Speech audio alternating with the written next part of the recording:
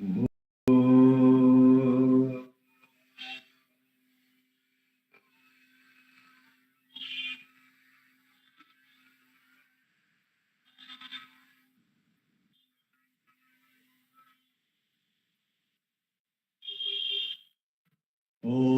Sahana Bhavatu Sahanau Bhunaktu Sahaviram Karvavahai Tejasvinavaditamastu Ma Vidvishavahai. Om Shanti Shanti Shanti. Gurur Brahma, Gurur Vishnu, Gurur Devo, Maheshwaraha, Gurur Sakshat Parabrahma, Tasmai Shri Gurave Namaha. Dhyanamulam Gurur Murti, Pujamulam Gurur Padam, Mantramulam Vakyam Mokshamulam Gurur Kripaha. Mokshamulam Gurur Kripaha. Namo Ramana. Welcome to the evening satsang. We'll read from what's called the book called Self-Discovery, Understanding Ramana's Teachings. And what Ramana taught had a single focus. It was based on his direct experience of one's essential bodilessness, of one's essential immortality. What happened on the 17th of July 1896 in Ramana's uncle's house was basic note of all Ramana thought. It is that on the depth of the idea that one is the body, the self-consciousness focuses attention on itself compulsorily. One discovers experientially that consciousness alone exists and that all mental states are movements in it. This was revealed to Ramana through self-enquiry, an inquiry centered on the individual. Fear of death turned his mind inwards and made him inquire whether the body's death was the end. This inquiry ended his identification with the body and revealed simultaneously the spontaneous awareness of the throb of consciousness in the form of I. Thereafter, Ramana remained in a state of overflowing bliss, in the natural state. For him, all fear ended once and for all. His teaching based on this experience was simple.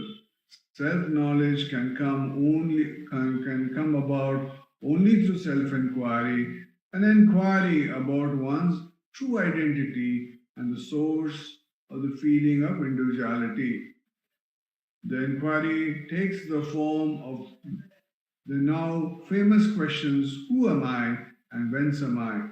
The feeling of I would replace the I am so and so on such inquiry. So this is a very important thing Bhagavan talks about, and he says continuously, what is real? So when you have a lot of questions on what happens, what is our experience when you wake up in the morning? The first thing that happens is the spiritual heart cranks up in mind, which cranks up the senses, which wakes up the senses. When they say the senses wake up, the body wakes up. When the body wakes up, what happens? The world wakes up. And when the world wakes up, we say, oh, the world is there, I am here, and God is somewhere. God is maybe in the temple, maybe in the mosque, in the church, he may be somewhere. Yes, God is there. So this Tripurti is always there. Whenever the I thought rises, this Tripurti is there. And we are then looking for a method of how to realize God. Everybody is in this journey. The journey is, If I am separate, the world is separate, and God is separate, how do I get God? Is the basic question that everybody has in their mind. And this is true for everybody, in every religion. This is the truth, is that how do I get God? How do I get self-realization? The great ones are saying self-realization is the goal of human life. To realize who you are is the goal of human life. If that's the goal of human life, why am I not sitting right now here, not able to realize that goal? There must be something that I'm not doing right, some things that I'm doing right. So the important thing is to understand this very clearly. Is between the body is jada. The body does not say I. It is jada. Jada means it is there sometimes and not going to be that. There was a birth date, there is an end date. Now, we know what happens in deep sleep. No body. So the body doesn't say I. So body is anitya. It is jada. Jada means what? It is not there permanently. See, when we are sitting in satsang, what is sat? Is truth. Sangha means we're all sitting together to understand this truth. That should be the purpose of this satsang, is to understand the truth. If you understand the truth, then we know what to do. So, the body is jada. Now we understand that there is a Chaitanya, there is Atman, consciousness, God. Hridaya kuhara madhye kevalam brahmama. So there is the great ones are saying, in the cave of your heart, Bhagwan only, the Atman only, the self only shines in the form of I. But where? What is my experience? I'm sitting on this chair. Okay, where is this I happening? Where is this God happening inside? Very difficult. Because what happens? The tendency is to go out. So between the body, which is jada, and the Chaitanya is this middle layer. Now this middle layer is called the mind or ego. What happens? This mind is part of consciousness. It's not apart from the consciousness.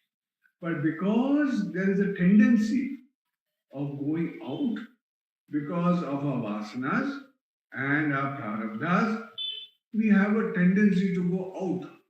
When you have a tendency to go out means what? It goes through the senses. And what is the nature of the mind? The nature of the mind is very simple. It goes from one object to another object. It goes outside and jumps from one object to another object. So half a problem is solved by knowing what the problem is. See, in any situation, you must know what the problem is. If you know the problem, then you can find a solution to the problem. So half the problem is solved, that there is a middle layer between the jada body and the Chaitanya, which is the mind. And the mind it's not able, because of the mind appearing in between, you're not having the experience of who you really are. Okay, so that's the mind. Now, mind has a tendency to go out and jump from one object to another. So problem statement is very clear in our mind. Now we have to find a solution. It's like a dog trainer. A dog trainer knows the way the dog thinks. If he's training an Alsatian dog or training a golden retriever dog, he knows how the dog thinks. Because he knows how the dog thinks, he knows how to train the dog. So similarly for us. Now we know that this mind, this ego, this I-ness, this mindness, has a tendency to go out continuously, like we are experiencing the world. Now, right now, this body is speaking. There are so many of you who are listening. So what happens? This is output. There's some input coming in, and then there is being processed. So what happens? There is a thought. Continuously there are thoughts. See, the mind is nothing but thoughts. Continuously there are thoughts happening. But the beauty about the thoughts is that at any point of time, there can be only one thought. There cannot be two thoughts at one moment. There will be only one thought. So when you're dealing with thoughts, even if you want to do self-enquiry, You have to deal with one thought at a time, not with a bundle of thoughts. See, we think, oh, my head is spinning, too many thoughts. But take it one after the other. Bhagavan said, not a problem.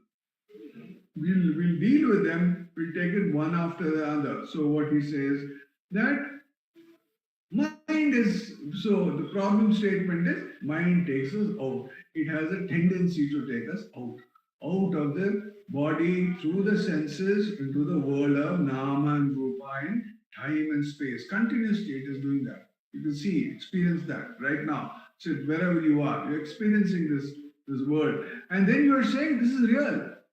This world, what is happening is real. So that same experience also happens in dream state. In dream state, what happens?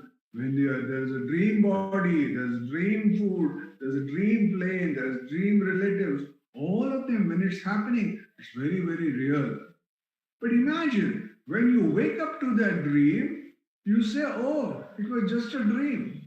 You may have lived one full lifetime in that dream, but you will realize, oh, it was just a dream, and you are able to drop it. See, this is a beautiful example Bhagavan gives.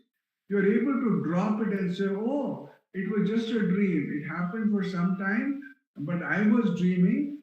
And what was really happening? The mind was projecting. All your vasanas, all your desires were being projected through this mind. And you were having a dream, the beautiful dream that you were having. And it felt very real. It wasn't, if somebody said, was the dream real? Oh, it was very real when it happened. But when you woke up, you said, oh, it was just a dream, and you were able to drop it. Now see what happens in the waking. Now this mind which is in between does not allow you to experience the Chaitanya, not experience who you really are.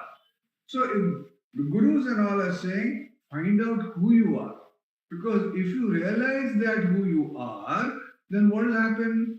This middle layer, which is this mind, will become quiet. And you go back and merge into the consciousness. The mind is not nothing else but consciousness, but it's a tendency of the consciousness to go outside. That's a tendency. Now you cannot, how will you do self-enquiry? You have to inquire about the mind. Who with what? With the mind. With the mind, you have to inquire about the mind. So how do you do it? So Bhagavan says that if you are able to make this mind a good friend of yours, or make it quiet, then what happens? Like in deep sleep, mind goes quiet. When mind goes quiet, you have that experience of that stillness. You have the experience of the quietness. And you love it. That's why every night you want to go into deep sleep. Why do you want to go into deep sleep? Because that mind is shut. When the mind is shut, body is shut, everything is in the seed form, the world is also shut. And you are in bliss. When you wake up from deep sleep, you say, oh, what a fantastic sleep I had. Now you want to have that, we as human beings, we want to be happy all the time. But what is happening? In waking, what happens? We are not happy. Because we're running after sense objects. Running, I want to get this, I want to get that. That is going to make me happy. This is going to make me happy. My neighbor has got this, I don't have this. So continuously we are running behind sense objects. And what happens? They may be physical, they may be mental also. If the desires are there. So continuously you are saying, oh, I want it, I want it. So the want means what? You don't have something. So Bhagavan, the great one says, you are whole and complete. You are Purnamadha Purnamidam. You are whole and complete. You just do not know that. You are happiness personified, but you do not just know that. That's why it's called self-realization. It's not self-acquisition. See, if there was something you have to go and acquire, it will say it is self-acquisition. It's not acquisition. It's not about going to the market and going and getting something. It is realizing, oh, I've always been that, but I've forgotten who I am. So it's like that. So great one says you're already that. If you're already that, then why am I not able to You realize, see, if somebody asks you, are you a human being? Yes, yes, I know I'm a human being. No doubt in my mind. But if somebody comes and tells you, hey, Venkatesh, you are divine. What divine? There's no divinity. I'm not divine. There's somebody else, maybe that's sadhu in the ashram may be divine, or that jnani may be divine, or Bhagwan may be divine. I'm not divinity.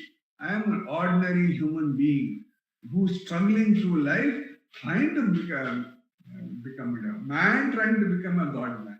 So that's what everybody's mind is like that. Just inquire. So suddenly you realize that why am I struggling? The struggle is for where? The struggle is within. So there's no struggle outside. This is the beauty. See, normally what happens if you have to pass an exam, you have to get books, you've got to study, you've got to write an exam. Some evaluator will evaluate you and say you got a first class. Oh, then you feel happy. But look at the situation that each one of us are in. The beauty is there's nothing outside us. Everything is within us. So that's the beauty. So where is the playground? The playground is within. So beautifully Bhagavan says, if the playground is within, then where are we to look for God? You have to look for God within. If you look for God within, you will find Him. But why am I not able to find that God? That God who runs the whole universe is within me. He says in this book also that Yahamahamiti Sakshat Atmarupena Bhati. So he says, why am that why am I not able to experience the I? Because the mind is continuously chatting. It is going on running. It is something is there in between, and you are not able to understand who you are. So what's the nature of this I? You must understand this, because if you don't understand the nature of God, if you don't understand the nature of that I, then you won't know. So the nature of that I, God, is silence, is stillness. So Bhagavan says, like Jesus says, be still and know that I am God. So that stillness means what? That your mind does not move. When the mind does not move means what? You are whole and complete. That means you don't want anything in the world. Because you realize that you are that. How does that happen? It's not an easy process, because the mind keeps on saying, looks at that, my neighbor has this car, that fellow has got that watch, somebody else is going on a foreign holiday, I'm not able to do all that. So it's continuously saying, I lack. You look at your mind every day, what it says? It doesn't say, oh, I'm very happy, I'm healthy, I'm happy. It never says that. Mind has a method of saying negative things. So the important thing is, as devotee, we have to say, oh, I'm happy, I am whole and complete, I am divinity personified. Then what happens is, you start looking for it within. So then what do you do? How do you go inside is the trick, because outside there is something to hold. You can go to Tirupati and do namaskara to Venkatesh, or you can go to Shirdi and do namaskara, or you can go to Tiruvannamalai to do namaskara. But where is this God inside? How do I catch this fellow? I can't catch him inside. So Bhagavan says it's a very simple thing. The simple thing is, if your mind is quiet, the outward tendencies, the Bahirmukha will reduce slowly, and Antarmukha will start to become Antarmukha. So once you become Antarmukha, what happens? You will slowly start experiencing the silence. How this will happen? Bhagavan says, whenever a thought comes, which is taking you outside into Nama and Rupa and time and space, don't go out. Ask, for whom is this thought? For me, who am I? When you ask who am I, that mind, they see the beauty of another instrument that Bhagavan has given is the mind and the breath. So the source of the mind and the source of the breath is the same. So when you inquire what happens, the mind goes inside and quietens. Another thought will come. Tendency is there to keep on going out. So whenever you keep on doing this, and doing self-inquiry, what happened? Mind will not go out. So this mind which is going outwards through the senses will turn. That's what Shivananda says, detach, attach, detach, attach. Means what? Attach to the self. Detach from the world. Or it's a passing show. It is just nothing. It is like that mirage in the desert which you see, where you think is water. There's no water. It says that you detach yourself and attach yourself to the self. So if that is difficult, if you can't, when you say, who am I? It is difficult. Like what Bhagavan told Ganapati Muni, he says, go back to your source. Ask from where the I thought rises, which is when samai. From where the I thought rises, go there, merge into that, merge into that. Go deeper. You can go deeper with your breath.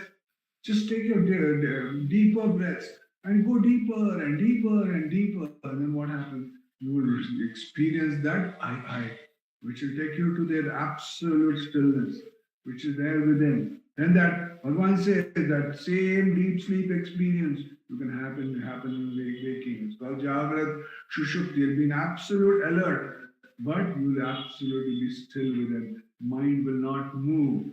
And then that's what it says. Jesus says, I am that I am. You will experience that that I amness, that consciousness, which you are here and now. Only thing is you've forgotten, and these outward tendencies of the mind has made it cover the who, what you really are. And once that happens, once that outward tendency vanishes, you experience who you are here and now. And then what happens? You're fearless and free because you realize everything, whatever is within is without. Slowly, that's an experience. Slowly you realize, oh, I am that I, and then whatever is within is without. So then you realize, oh, so I am that us, so the Atman, everything outside me is also the Atman. Then you realize, get to that experience of everything is only the self, everything is only the Atman. For that, we have to there must be a great thirst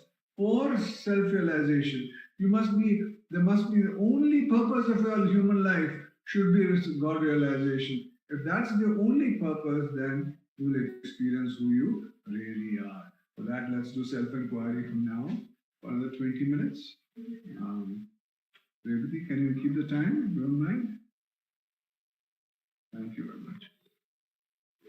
So whenever a thought comes, ask for whom was thought for me. Who am I? If who am I is not being effective as per you at some times, ask whence am I, and then go within, go deeper and deeper within. Om Namo Bhagavate Sri Ram.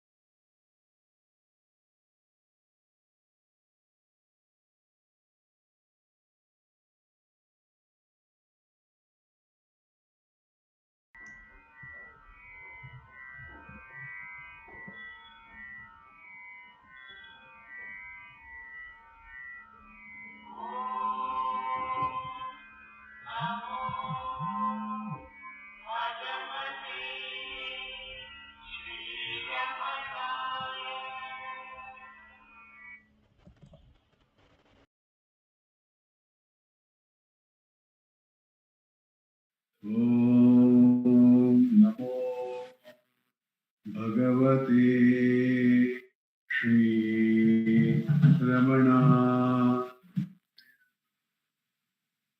Ramana, I request Dr. Sarada to give us enlighten us with her inputs. Thank you. Namo Ramana, Doctor. Namo Ramana. Prostrations to Ramana, shining as the self in all beings. By the immense grace of the self, manifest as Ramana.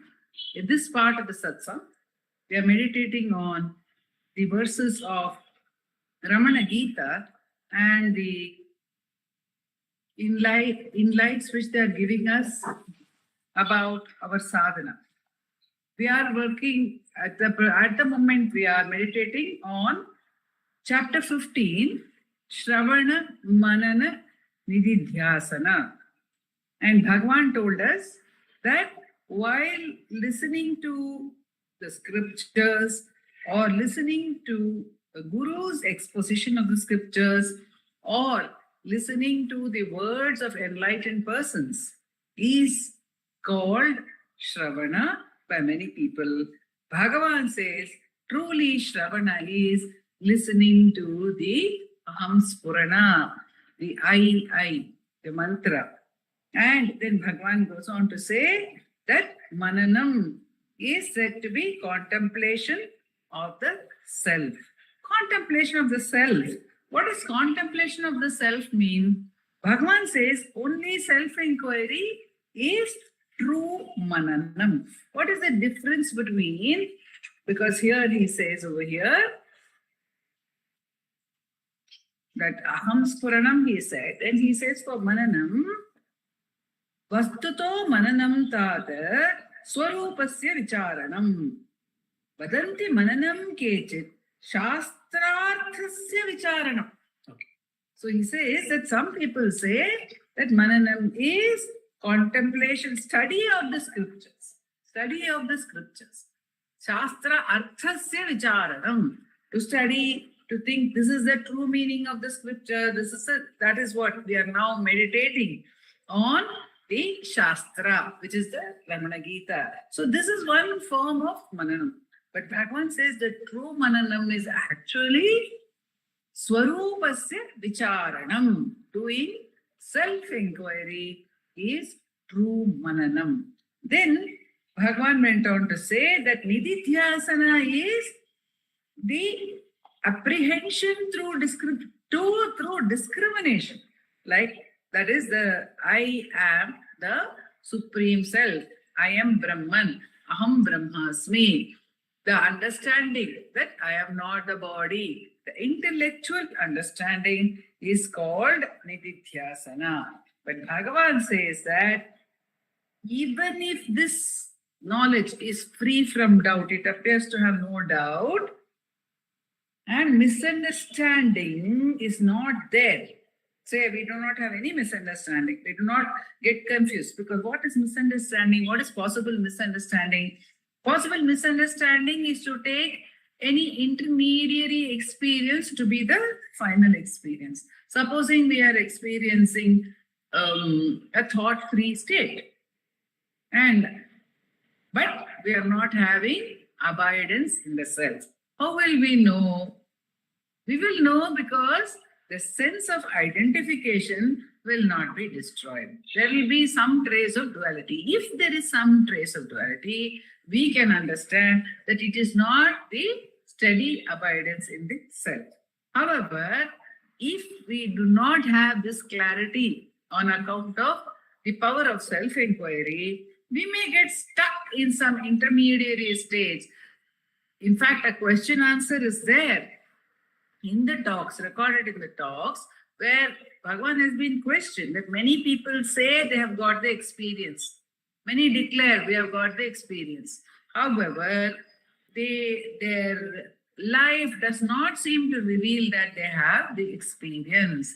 Then Bhagavan says it is possible that they had the experience, but it has not become sahaja, it is not steady. So sometimes what can happen is you may confuse some intermediary stage for the final stage, or it is possible that one has actually the experience of Nirvikalpa, and because of having the experience of Nirvikalpa, one says that, oh, I have already attained to the truth. But how can one say the one who actually attains does not declare that he has attained, nor does he declare that he has not attained? Because in Saddarshanam, in Ulaganarpada, Bhagavan says, Navedmyaham mam uta vedmyaham mam iti pravado manujasya hasyaha. When somebody says, I know the self, or somebody says, I don't know the self, both are matters to be ridiculed. How can you say, I know it or I don't know it? So one may get stuck. There are several experiences where one may get stuck. We have an American poet called Walt Whitman, who writes a song of myself, where he says, I am this, I am that, I am the millions of hands, I am the millions of feet, I am everything that moves, I am everything, I am. So Ashtamurti Brit Deva Pujanam, that experience of Ashtamurti as oneself can also happen. The thought that all this is Ishvara can happen. The thought that I am this can also happen. The Virat experience can happen. Lucia Osborne says she had an experience where she knew that she is Mother Earth. She felt everything that is happening on the earth. She had the anubhava of the Mother Earth. But all these experiences, though they are subtler and better in a sense than the experience of I am the body, they are still limited experiences. Say, supposing we feel I am the earth, or I feel I am the sky, or I feel I am something which is unlimited. I am something which is unlimited. I am not bound to this body. I am a subtle energy. I am a subtle force. If this is there as a thought, so unless the experience of the Supreme, which is without boundaries, is available as one's own self, even the experiencing of Nirvikalpa and coming back from the Nirvikalpa to the thought that I have experienced now the freedom. But I am still Sharada, I am still so-and-so, and I had experienced the freedom. So, such an experience may be clear. It may not have any misunderstanding, but Bhagavan says, unless one actually has the anubhava of the self, of the sahaja, it will not remove all doubts and misunderstandings. Some misunderstanding or the other may arise. And especially if it is only a scriptural understanding, devoid of practice, devoid of practical experience of the self, then any point of time, a doubt or a misunderstanding may arise. So he says it is only by self-abidance that all doubts can be uprooted. Bhagavan says that self-abidance alone is nididhyasana. That is what he has told us. So he says, Swarupe samsitis tasman nididhyasanam uchyate. Moolachchedastu vashishta. Moolachchedastu vashishta. Swarupanubhavetayo. Swarupe samsitis tasman nididhyasanam uchyate. And then he says, Bahis sancharatasthata swarupe samsitim vina aparoksho bhaved bodho nashastra shata chachaya swarupa samsiti syache sahaja kundina shabha samuktis sa paranishta sa sakshatkara irita. When firm abidance in the self becomes natural, it is freedom. Sa muktihi, sa paranishtha, that is the great nishtha, that is the great abidance. Sa sakshatkaraha, that is direct experience. Without this direct experience, whatever else may be, na shastra shata charchaya. Even if we discuss or cogitate on the meaning of the scriptures. Now, the cogitation on the meaning of the scriptures does not happen only like this when we are together. It will happen also when we read, when we do personal meditation, when we think about what Bhagavan has said. So such manana happens. And that manana, when there is a doubt, then manana happens, a discussion. Oh, is it like this or is it like that? This thought, within us also, internally there may be a discussion, externally there may be a discussion. This is a manana. But only when there is steady experience, Bhagavan says, it is nididhyasana. So Bhagavan's definition of each and every aspect of sadhana is directly linked to self-experience and self-avoidance. So we should not, or he does not allow us to get stuck at any of the possible roadblocks. There may be several possible roadblocks, but he does not allow us to get stuck over there or to take any detours or deviations away from the direct path. No matter what question is asked of him, we have seen in all the 15 chapters so far, Bhagavan brings the focus back to self-abidance and to self-abidance alone. Because what is the purpose of Shravana? What is the purpose of Shravana? Purpose of Shravana is self-abidance. What is the purpose of Manana? The purpose of Manana is self-abidance. What is the purpose of Nididhyasana? The purpose of Nididhyasana is also self-abidance. Nothing else, no activity. And these three, Shravana, Manana, Nididhyasana, are the best kind of activities. They are purely related to practice of self-abidance. It is only one who is keen on getting self-abidance who will practice all these, this Shravana, Manana, and Nididhyasana. Even these activities are not ends in themselves. The purpose of every activity, every one of these activities has also the purpose of all other activities. The real goal of every action is only to abide in the self. This is the crux to which Bhagavan brings us back again and again, no matter what we are thinking about. In another sense, if we look at it, they say that for a ripe seeker, the moment he hears one Shravana, the moment the Sadguru tells him, you are the Self, Tattvamasi, there is no difference between you and the Supreme Being. Immediately, the ripe seeker abides steadily in the self. But for many, it is a gradual path. So when we hear the truth also, we tend to forget. We get caught in various other activities. We get caught in various other goals.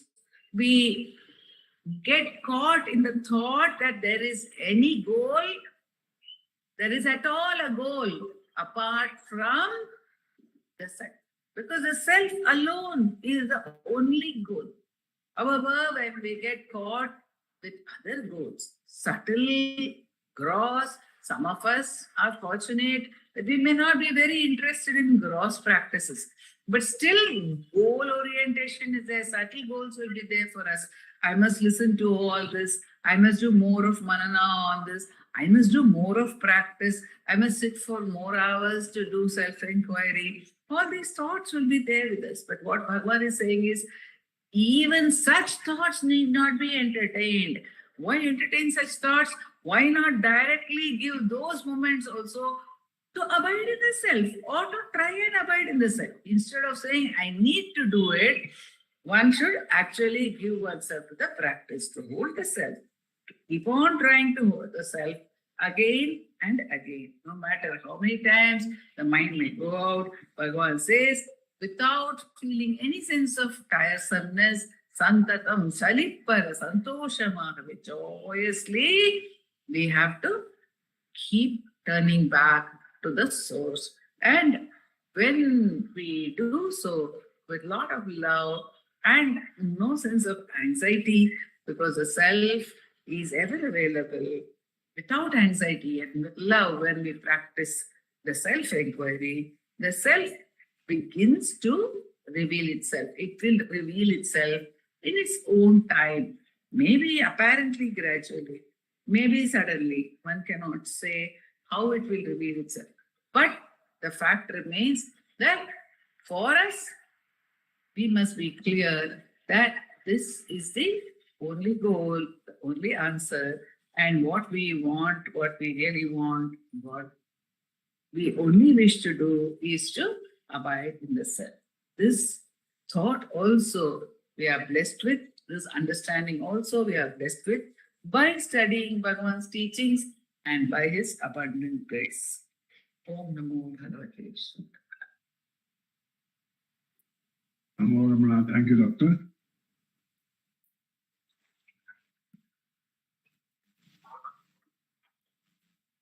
Apara Sachit Sukhava Virashe Yasyormimatam Bhuvanam Samastam Guhahitam Tam Ramanam Gabhiram Chinta Vihinam Hridachintayami Chinta Vihinam Hridachintayami.